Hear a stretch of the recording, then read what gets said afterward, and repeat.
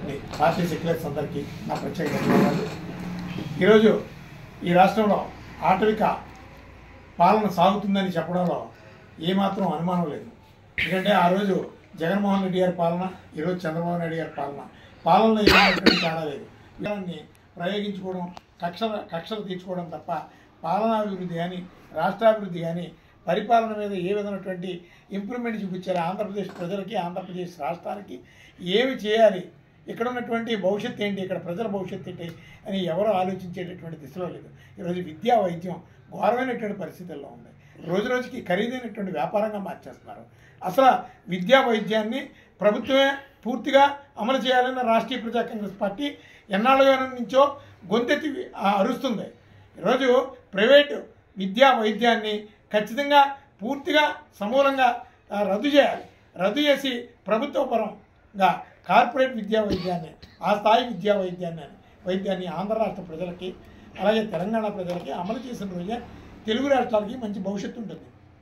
ఆ విధంగా కాకుండా పాలనని ఎవరికి ఇష్టం వచ్చినట్టు వాళ్ళు దోచుకుంటూ ఏదో ప్రజలకి ఉచిత పథకాలంటూ ఇస్తూ వాళ్ళ దగ్గర నుంచే వాళ్ళ శ్రమను దోచుకుంటూ ఈరోజు ఉచిత పథకాలకు బానిసలుగా మార్చేస్తూ ఈ రాష్ట్ర భవిష్యత్తుని, ఇక్కడ ఆంధ్రుల భవిష్యత్తుని, తెలంగాణ పౌర బిడ్డల భవిష్యత్తుని సర్వనాశనం చేస్తున్నారు.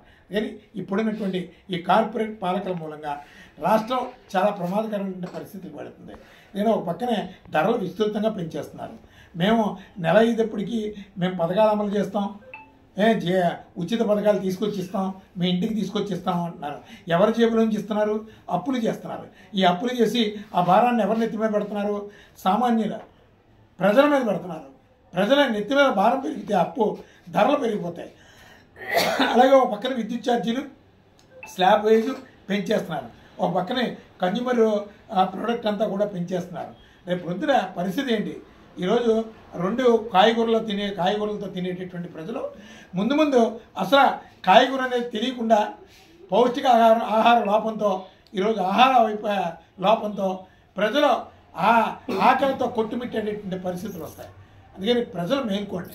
ఈ దొంగ నాయకులు, ఈ చంద్రబాబు నాయుడు పాలన కావచ్చు, ఆ రోజు జగన్మోహన్ రెడ్డి గారి పాలన కావచ్చు, వీళ్ళ పాలకులు కావచ్చు కాదు, వాళ్ళ దోపిడీకి కాపలాదారులుగా ఒక సమాజాన్ని సృష్టించుకున్నారు.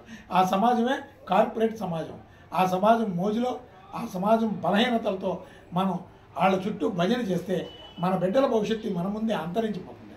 అందుకని రాష్ట్రీయ ప్రజా కాంగ్రెస్ పార్టీ ధ్యేయం ఒక్కటే.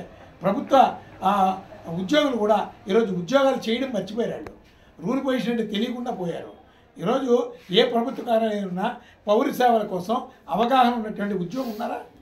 పౌర సేవల్ని ఖచ్చితంగా CCLA రూల్స్ ప్రకారం అమలు చేయగలిగేటటువంటి దమ్మున్నటువంటి ప్రభుత్వ యంత్రాంగం ఉందా? అసలు ప్రభుత్వ ఉద్యోగులు అసలు ప్రజలకి ఏ విధమైనటువంటి మేలైనా చేస్తున్నారా? ప్రభుత్వ కార్యాలయాల్లో మేలు జరుగుతుంది, చట్టపరమైనటువంటి భద్రత ఉంది అని ఏ పౌరుడైనా ఈరోజు నమ్మకంగా జీవించగలుగుతున్నాడా?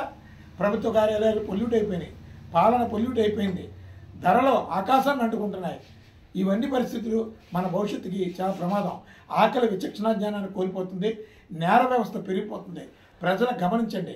మన బిడ్డల భద్రతగా ఉండేటటువంటి పాలకుల్ని మనం ప్రోత్సహించకపోతే ఖచ్చితంగా ఈ సమాజం చాలా ప్రమాదకరమైన పరిస్థితుల్లో ఉందని రాష్ట్ర ప్రజలకి రాష్ట్రీయ ప్రజా కాంగ్రెస్ పార్టీ విజ్ఞప్తి చేస్తుంది. భవిష్యత్తులో ఒక ప్రత్యామ్నాయ రాజకీయ నిర్మాణాన్ని, సమాజానికి ఈ వ్యవస్థకి పనికొచ్చేటటువంటి కార్యాచరణని రాష్ట్రీయ ప్రజా కాంగ్రెస్ పార్టీ ఆధ్వర్యంలో లైక్ మైండెడ్ పర్సన్స్ అందరితోని కూడా ఈ రాష్ట్రంలో ఒక ప్రణాళిక సిద్ధం చేస్తుంది. ఖచ్చితంగా త్వరలో ఆ ఉద్యమ కార్యాచరణని త్వరలో ప్రకటిస్తామని రాష్ట్రీయ ప్రజా కాంగ్రెస్ పార్టీ తెలియజేస్తుంది.